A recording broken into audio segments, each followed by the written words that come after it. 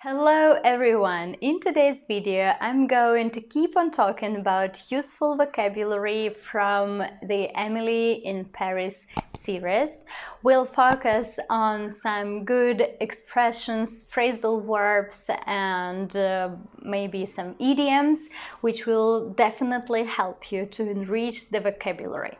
Okay, let's get straight into it. The first one. 5,60.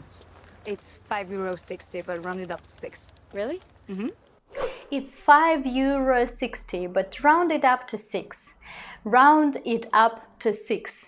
The advice Camille gives Emily in this episode is to round it up to 6. So the flowers actually cost €5.60, but she says round it up to 6. To round something up means to use the next highest number than mentioned. For example, most of the stores mark their prices at something .99 instead of rounding them up to the whole numbers. You can see that something costs $7.99. So you can easily round it up to 8. The next one. I just tagged you. I'm Emily in Paris. Oh, don't piggyback on my brand. ¿Vale? Adiós, gracias. Don't piggyback on my brand. So, to piggyback literally means to have a piggyback ride on someone's back or shoulders. You can see a child who is riding his father's back, and so you can say that the child is having a piggyback ride. So, but in this context, and it is actually used in this meaning very often, so to piggyback means to use something to get an advantage of it. You can say, if you don't set the password for your Wi-Fi, your neighbors might piggyback on it.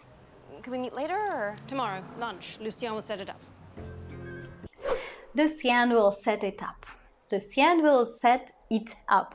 To set something up is actually a very widely used phrasal verb, which means to arrange, to organize some event or activity. For example, you can say, we need to set up a meeting with our partners to discuss the ad campaign. We need to set up a meeting with our partners to discuss the ad campaign. To set up has a variety of different meanings, but I would like to stop on one more of them today, and it is to establish a company. To set up a company is to establish a company. For example, my friend is planning to set up his own business. So my friend is going to start to establish his own business. One last story. Let's send it off with a bang. Chin chin. Let's send it off with a bang. Let's send it off with a bang. Emily is forced to delete her Instagram by her boss. She doesn't want to do this, but well, she has to. So she says, let's send it off with a bang. To do something with a bang means to do something with lots of energy, really spectacularly. And to send it off in this context means to, well, just say goodbye. So let's delete my Instagram page and let's say goodbye to it. Let's send it off. Just that. I mean, I know it can be unfriendly before you get to know him, but give him time. He will warm up to you.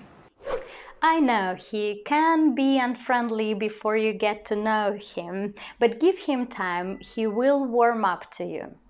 So, do you remember these two expressions? We discussed them in the previous video and they are actually used a couple of times through the whole series. So, I like those expressions to get to know somebody. So, he might seem unfriendly before you get to know him, before you learn more about him, before you know him better.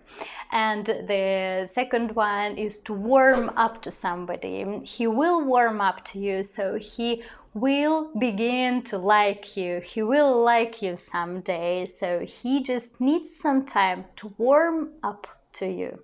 Was a singer. I had my shot and I blew it. No, you get more than one shot, Mindy. Was a singer. I had my shot and I blew it. I had my shot and I blew it. So Mindy is telling a story of how she had the chance to perform on the Chinese Idol and she hit the wrong note, and she eventually became a meme because of her reaction to the situation, to the whole situation. So to have a shot, Mindy had a shot, which means that she had a chance to achieve something. So to have a shot is to have a chance to achieve something. And she blew this chance. To blow one's chance means to lose a chance to succeed. Here is another example for you. I got an invitation for the interview from the company I was dreaming of working for, so wish me good luck. I have only one shot to make the right impression. I hope I won't blow it. And the last one for today. I went down a drunk rabbit hole of Googling jazz clubs in Paris.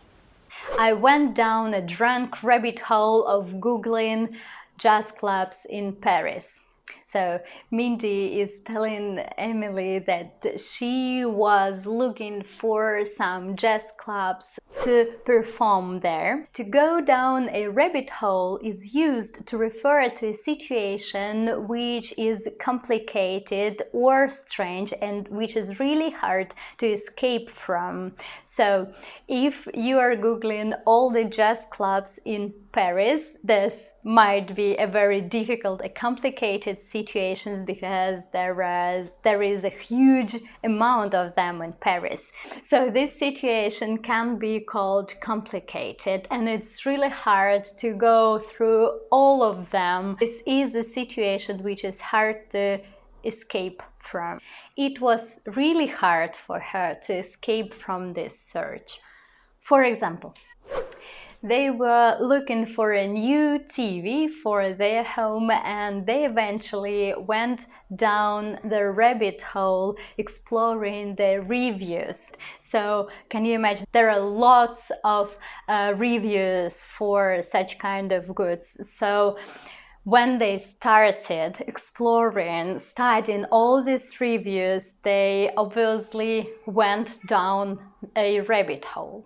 That's all I wanted to share with you today. I hope you enjoyed my video. If so, please press the like button so that I knew that you liked it, and subscribe to the channel, and see you next time. Bye bye.